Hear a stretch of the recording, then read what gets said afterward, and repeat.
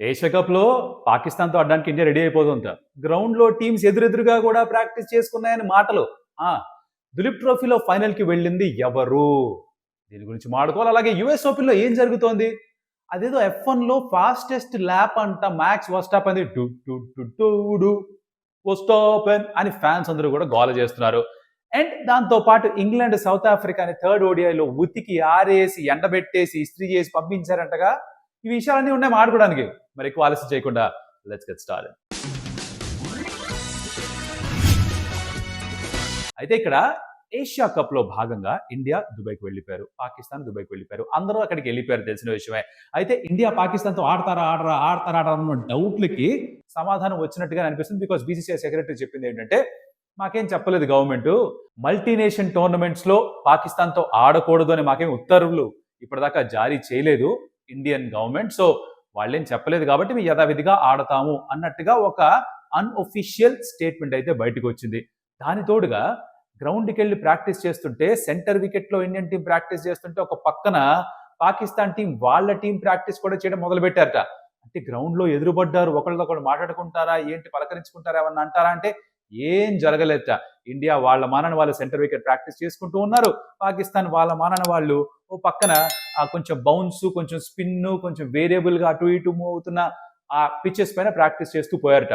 వాళ్ళు ఆఫ్ఘనిస్తాన్ కోసం రెడీ అవుతున్నట్టుగా అనిపిస్తోంది.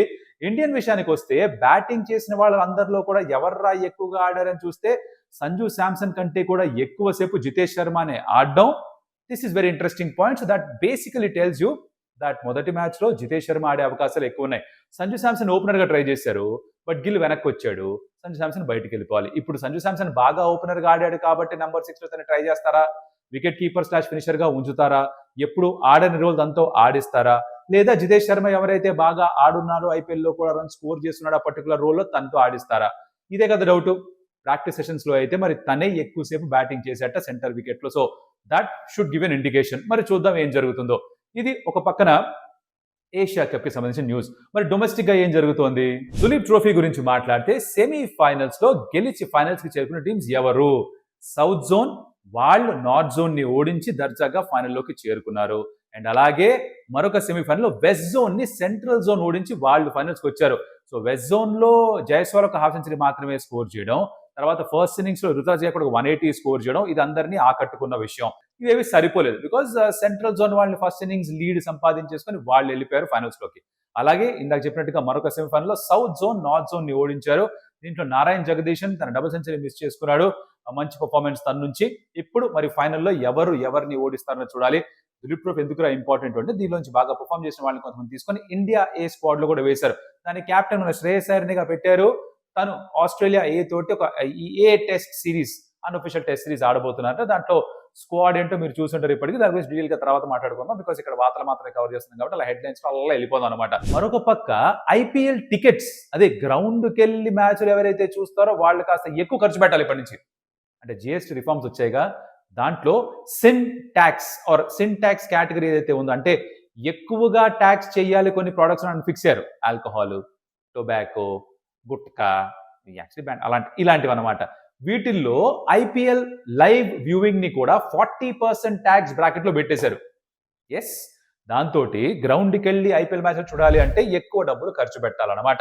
ఇంటర్నేషనల్ మ్యాచ్ చూడాలనుకున్న వాళ్ళు యాక్చువల్లీ లాస్ట్ టైం ఇంతకు ముందర 28% ఉండేది జిఎస్టీ, ఇప్పుడు అది 18%కి పడిపోయింది. సో ఇంటర్నేషనల్ గేములు చూస్తుంటే తప్పేమీ లేదు, అది సిన్ ట్యాక్స్ గా భావించట్లేదు. మరి ఐపీఎల్ ఎందుకో సిన్ ట్యాక్స్ కేటగిరీలో వేశారు. దీని గురించి మీరేమనుకున్నారు కమెంట్స్. అలాగే ఇప్పటిదాకా వీడియో చూస్తుంటే ఓ మనవి, అదేంటంటే మా స్టంప్ టేల్స్ ఛానల్ కొంచెం పెరగాలి అంటే మీరు వీడియో నచ్చితే లైక్ కొట్టాలి. ఎక్కువ మందికి వీడియో ఆటోమేటిక్ చూపించేస్తుంది యూట్యూబ్.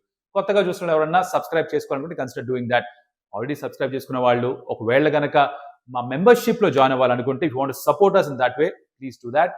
దాని తాలూకా డిస్క్రిప్షన్ లింక్ అవన్నీ కూడా పెట్టేసాం కింద, చూడండి. You can consider doing that. ఇప్పటికే 40కి పైగా మంది మెంబర్స్ ఉన్నారు.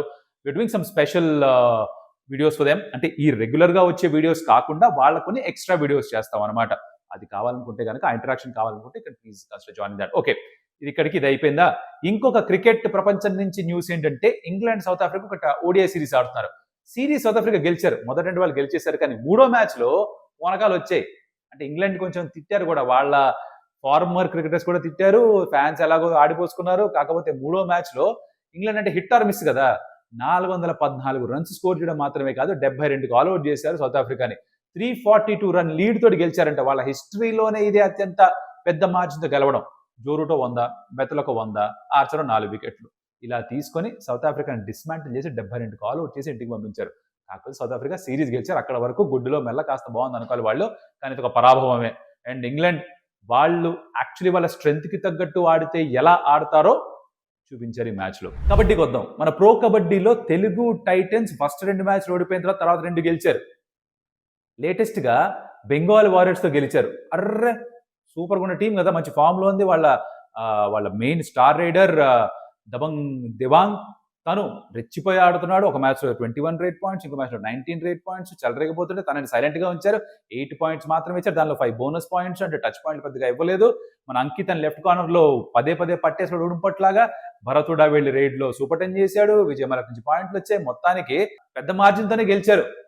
ఏ మాట కా మాట కొంచెం ఫామ్ పైకి తీసుకెళ్తున్నారు Telugu Titans, which is good to see. Bengal Warriors కే కొంచెం గట్టి మసాజ్ చేసి పంపించారన్నమాట. సో అలా ప్రో కబడ్డీలో Telugu Titans is actually coming back. తర్వాత విషయం ఏంటంటే ఫార్ములా 1 మన మొన్జా ఇటలీ అక్కడ జరిగింది కదా రేస్ ఈ వీకెండ్. దాంట్లో క్వాలిఫైయింగ్ లో మ్యాక్స్ వర్స్టాపెన్ ఉన్నాడే, ఫాస్టెస్ట్ ల్యాప్ ఎవర్ ఇన్ మొన్జా, తను రిజిస్టర్ చేసుకున్నాడు. దానికంటే ముందరే పియాస్త్రి కొట్టాడంట, దాన్ని మనోడు ఓవర్టేక్ చేశాడు. పియాస్త్రి నారిసా ఇద్దరు ఎవరో ఒకళ్ళు కొట్టారు.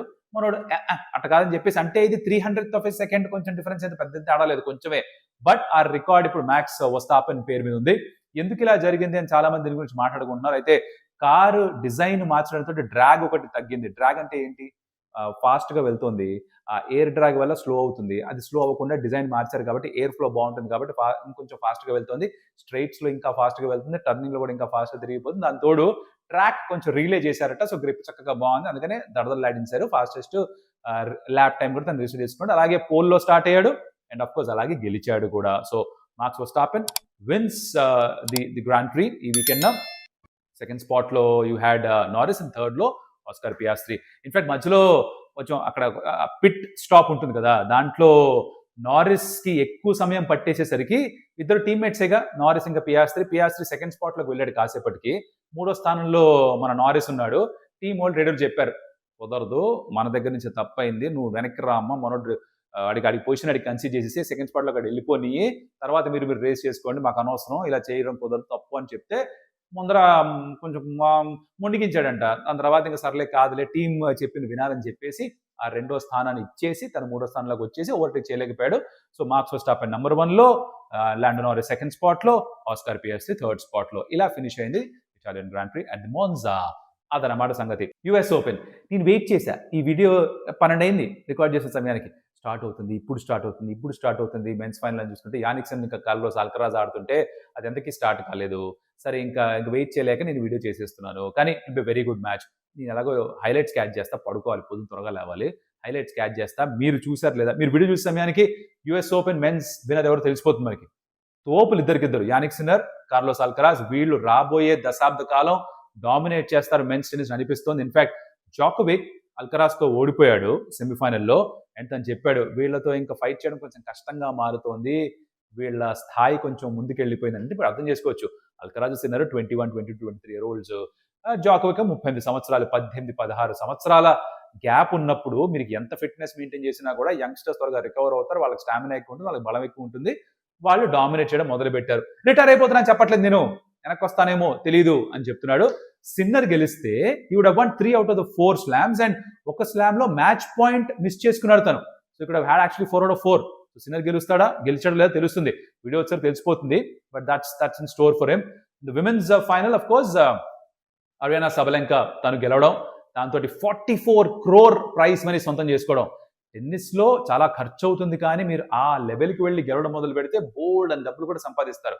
కానీ ప్రపంచంలో టాప్ 1, టాప్ 2లో ఉండాలి, గ్రాండ్ స్లామ్ గెలవాలంటే ఎంతమంది ఉంటారు, వేళ్లపై లెక్క పెట్టచ్చు ప్రతి సంవత్సరం. సో సబలంకాకి మరోసారి దొరికింది 44 crore prize money, $5 million US. వాళ్ళ నాన్నగారికి అంకితం చేసింది. It was very good final of course. Highlights catch చేయండి. ఏ మాట కామాట యుఎస్ ఓపెన్ కూడా అయిపోయిందమ్మా. దాంతో మన స్పోర్ట్స్ వార్తలు కూడా వెళ్ళిపోయి ముందర అసలు విషయం చెప్పడం మర్చిపోయాను. ఆ బిగ్ బాస్ స్టార్ట్ అయిందంటగా, చూస్తున్నారా?